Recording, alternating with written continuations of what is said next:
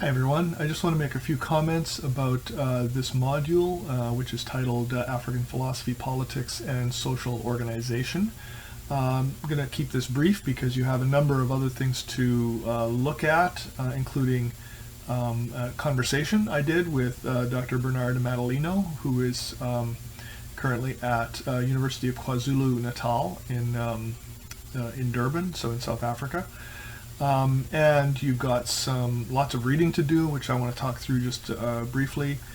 And I've put up some other videos. Most of them are quite short that you can look at. And of course, there's a History of Philosophy Without Any Gaps episode. And on that, I could have chosen any number of things, but I only chose one.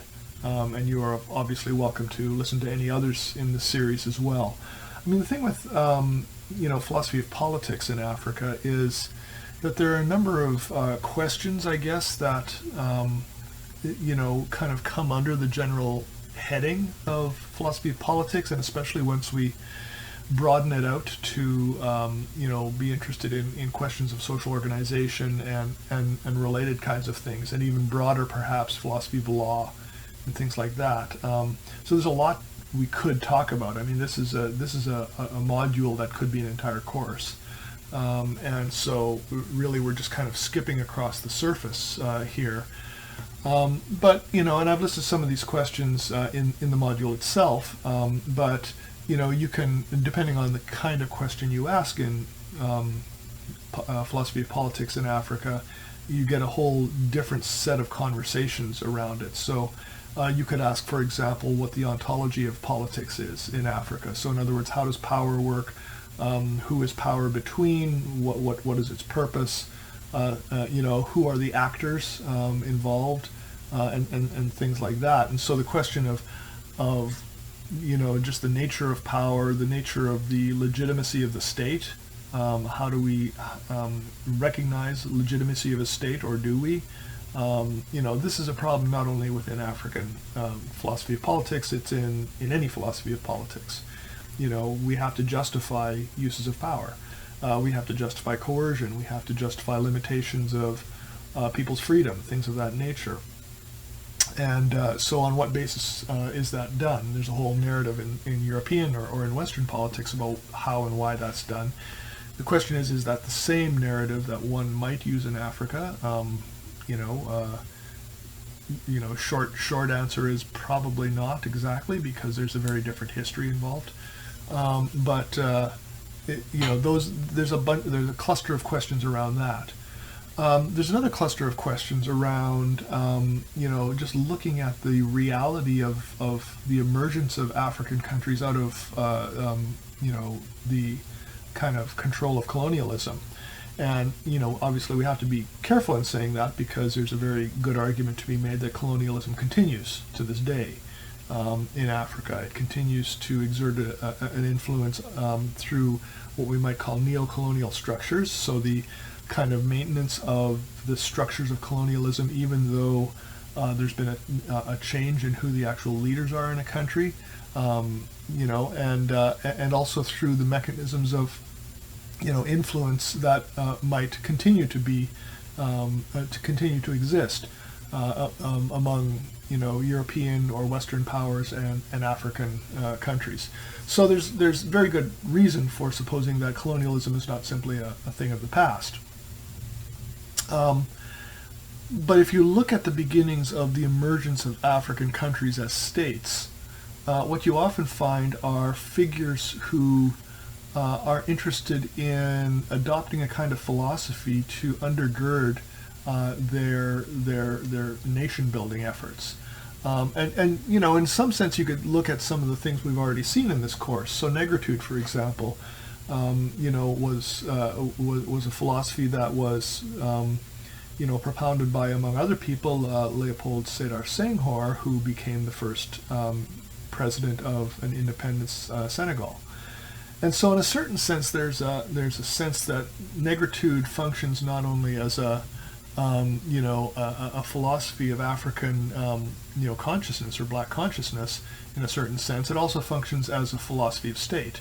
What does an African state truly look like, and how does it differ from, states that we might see elsewhere? People like Aimé Césaire as well, also a figure associated with negritude. His focus is not so much on the continent of Africa, but on the island of Martinique, where he was a political figure there as well for many years. And so there's a certain sense as well that there's a close tie between some aspects of negritude and how we should govern ourselves, what a country or a state should look like. Perhaps the most famous one, if you talk to somebody who does African philosophy of politics, is Kwame Nkrumah, and he was the first president of the first country that was came out of colonialism in the 1950s, and that was Ghana. And he had a philosophy that he called consciencism, and so that was a certain kind of part political, part moral or ethical sort of approach to thinking about what constituted a state and how people could give their allegiance to something that wasn't reducible to let's say liberal ideas of the West or something like that. He was also a proponent, as many before him had been, of Pan-Africanism. So that's the notion that African states should not simply be considered as discrete and separate countries, but that there is something very much tied. They're very much tied together, and that those ties went not only across the African continent, but throughout the diaspora as well.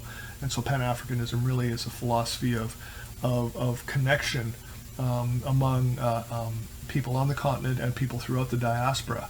And so that was expressed in a whole bunch of different ways, and in some ways a lot of it was articulated by African American figures and African Caribbean figures from Trinidad, from Martinique as well, from a number of countries in the Caribbean and the U.S. as well, and then figures within Africa as well, and that kind of takes on different characters over time. What that actually means, what it would look like to have a Pan-African sort of connection. Is that a formal state, or is it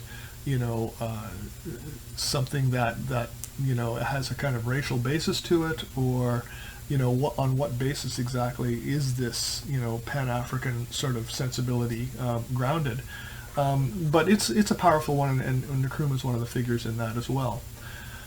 We could look at Jomo Kenyatta. Kenyatta was the first president of Kenya. He was trained not as a philosopher, but as an anthropologist. One of his, early book that he wrote was called Facing Mount Kenya, which was really a kind of very well-regarded anthropology of the Kikuyu people, who were his people in Kenya. And so within that, there's a kind of philosophical sensibility to how there's a form of life among Kikuyu, and by extension among all the peoples of Kenya, that could form the basis of community. The country right next door, Tanzania, had Julius Nyerere. Nyerere is often thought of as a socialist in some ways, and in some ways that's true. He propounded a notion which he called ujamaa. And in Swahili, jamaa is familyhood, and so this was a notion of African socialism which started from the premise of if you wish, family or kinship connections, and a regard for each other that meant that you looked out for each other. And so he put that into operation by really structuring some of the elements of the country around that, and everyone, I think, would agree, not very successfully in many ways. It was problematic in a variety of ways. Nkrumah himself was a highly admirable figure, a highly moral figure, really was a person of the people in the sense of working for the people. And so, this philosophy was as much about him living it out as it was about a set of what we might think of as philosophers, a set of, premises and conclusions, or a set of tenets that you hold to, or something like that. If we're staying in East Africa, Kenyatta's successor, Daniel Arap Moi, had his own philosophy, and it was, he called it Nyayoism, which, and it had notions like the Harambe, which Harambe is a word often used for communities coming together. You would hear that word when you're trying to raise money, let's say, for something, then they would have a harambe, which was everyone coming together, and there'd be music and choirs and all of this sort of thing, and everyone would be giving money to the cause, essentially. So a big fundraiser, basically. But it was more than that, right? I mean, it was really a kind of a signal of the community being one. And so, Daniel Arap Moi had this notion of African values that a country should be founded on. It should be said, considerably less well thought out than some of these others that I'm talking about. Nonetheless, it was propounded or presented as a philosophy as well. Kenneth Kaunda in Zambia talked about Zambian humanism, and of course, famously Nelson Mandela, who variously used ideas around Ubuntu and used the notion of the African Renaissance, which was picked up by his successor, Thabo Mbeki. And a number of ideas like that to kind of get at a kind of African politics, an African way of thinking about how politics should be done. And what's the contrast to this? Well, the contrast is often Western politics. It's often, contrasting to liberal democratic states in the West, or out and out communist states, or things of that nature. And so these were all attempts to, in many cases they saw the direction that liberalism had gone. It was to deny those connections. It was to look at us not as connected together, but as separate beings in a grand marketplace. And so we had revealed preferences, which were our actions in that marketplace, and that's the extent of our connections, and nothing else really mattered. And so this is a very different way to think about how politics is constructed in Africa. It's starting from a notion that you also see in the idea of Ubuntu, is that we cannot deny human connections. We are fundamentally social beings, and so how we describe that sociality and what it ends up meaning in terms of how we relate to each other at a larger scale is really crucial. So there are, that's another, kind of way we could approach political philosophy in Africa, just looking at those early state figures and maybe some of the later state figures as well. And the ones I mentioned really were the ones that, if you were succeeded, in the sense of becoming leaders of their countries.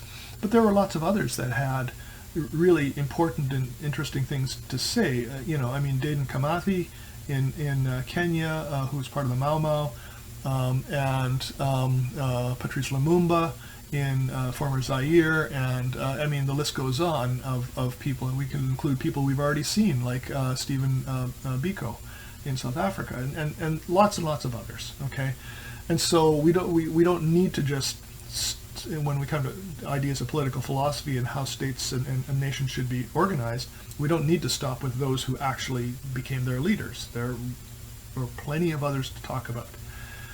And that really leads us to the question of what the institutions, structures, and tools are in both traditional and modern Africa to deal with questions of political life. In the West, we sometimes think in terms of bureaucratic states, the tools of bureaucracies that are the mechanisms for, supporting political life. And that's in contrast to let's say, older forms of politics that we might think of, for example, principalities, so where princes are in control, or kings are controlled, the monarchies, or something else. Those have very different structures and therefore different kind of institutions within those structures in order to keep the world organized. If we imagine that there is something close to a human right of freedom or something like that, that needs to cash out differently if you're not assuming liberal values or liberal kind of political assumptions. And that's an open question, by the way, it should be said. The extent to which some of these liberal values actually do need to be assumed within Africa. And there's been a lot of argument about that. How do you have notions of human rights if you don't have a kind of a liberal sort of approach? A liberal approach starts from abstractions, starts from the ideas that by virtue of you being a human being, you have certain rights. You have the right to not be killed. You have the right to freedom of thought, freedom of association. I mean, whatever list you want to make. Those are not. Those tend to be quite abstract sorts of rights, and so figuring out how those rights actually work within an African context is important, but perhaps essential, because we might want to condemn the actions of a state actor in another country based on these human rights sorts of questions. I mean, how else does one condemn the Rwandan genocide, for example? Or how else does one condemn the actions in Sudan that produced the Darfur crisis? In some of these cases, at least, these were the actions perpetrated by state actors. In other words, by governments themselves on a subset of their peoples. And the list goes on. I mean, Nigeria in the 1960s with the Biafran crisis, Biafran Civil War. How do we say something about this? Do we say, well, that's just the way that country is doing things. That's their own local customs, killing people is their own local way of doing things. That seems outrageous, right? And yet we need to think about what the basis is for being able to say there is a morality, there is a politics that extends beyond traditional borders, but that does not bind us in a kind of way so that we can't get out of those things, right?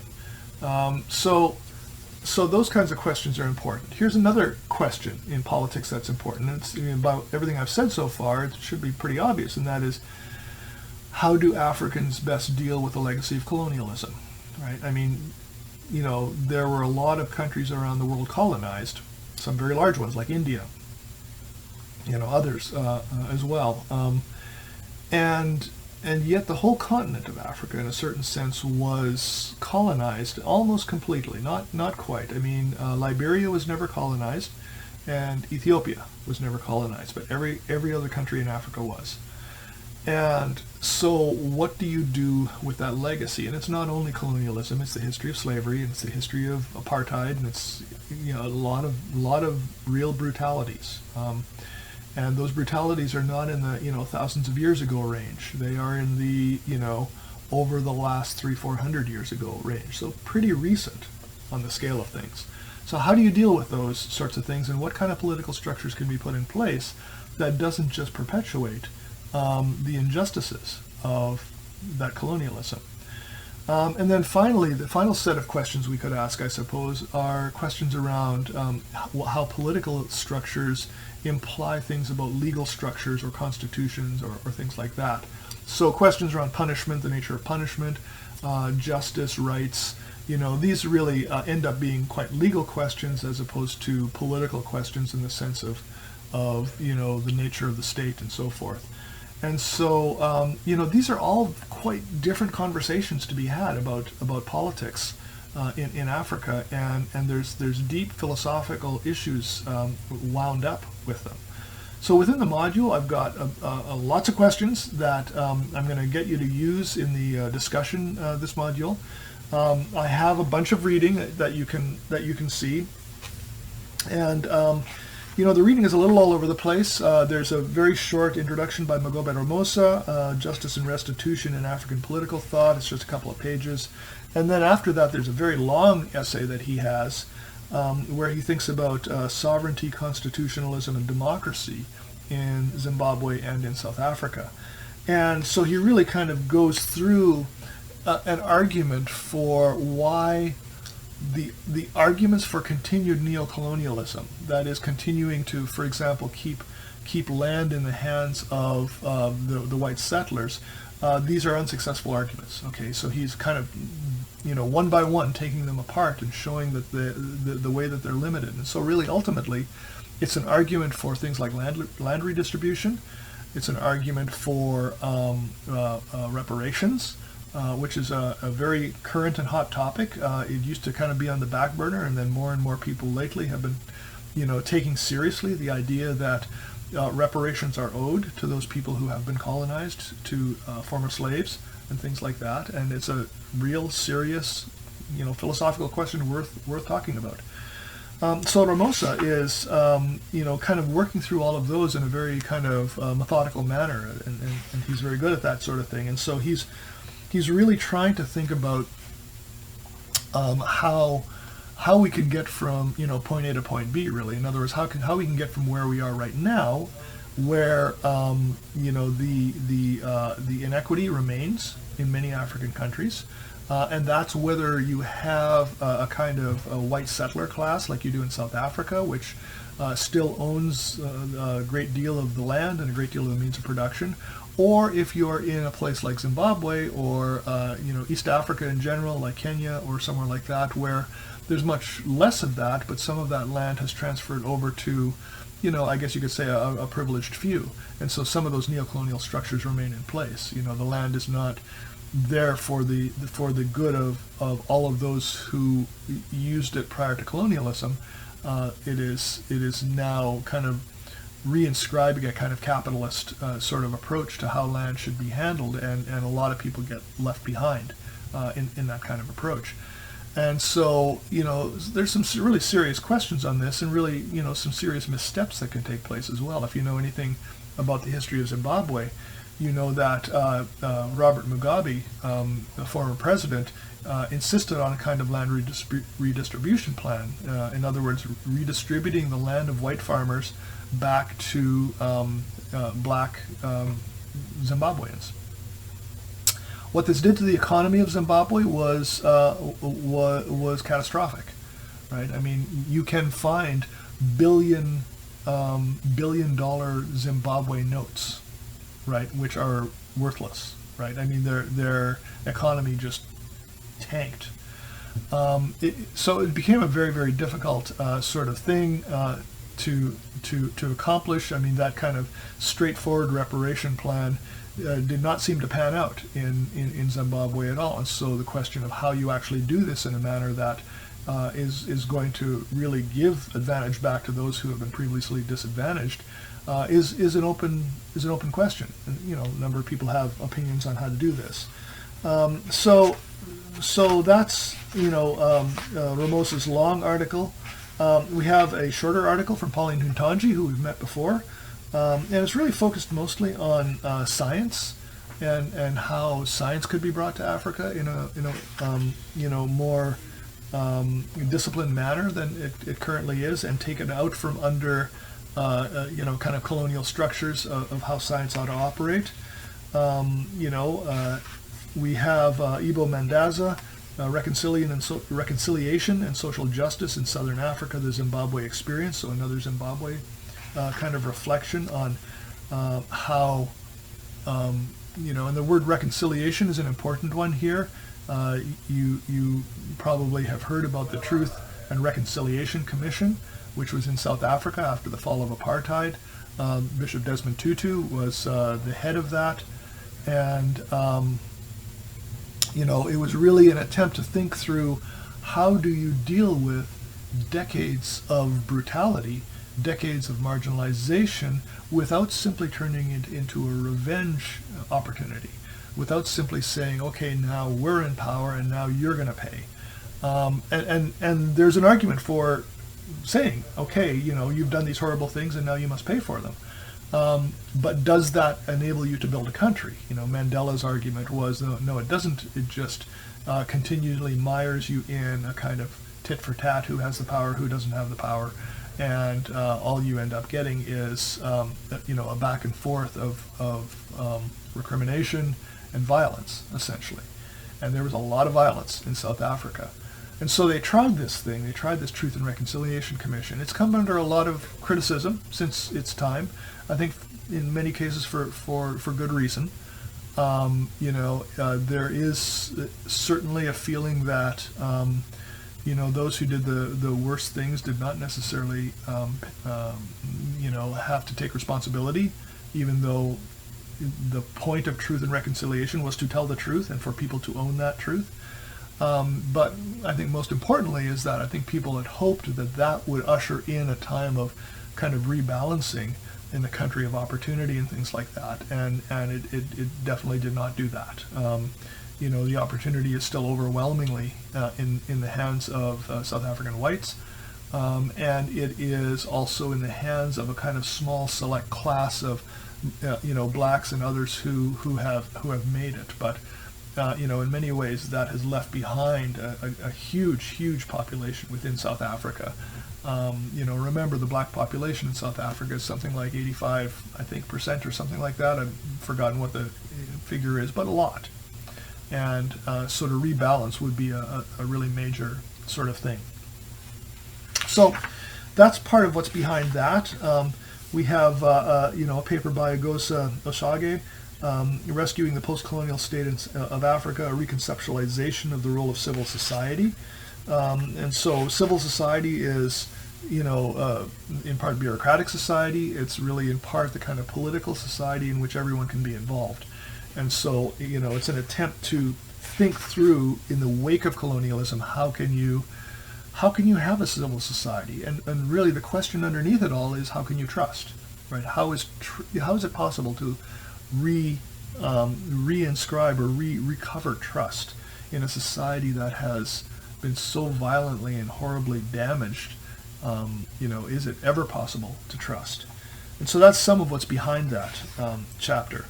And then finally, there's a short chapter by Ali Nazrui, who was really a major figure in kind of African, what you might call systems theory and sociology. I mean, it's hard to pin Nazrui down. He was kind of something of everything, his history, everything. But his chapter is called Neo-Dependency and Africa's Fragmentation.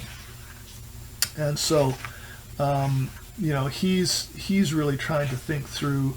He's from Kenya. He's a East African, and so he's trying to think through, how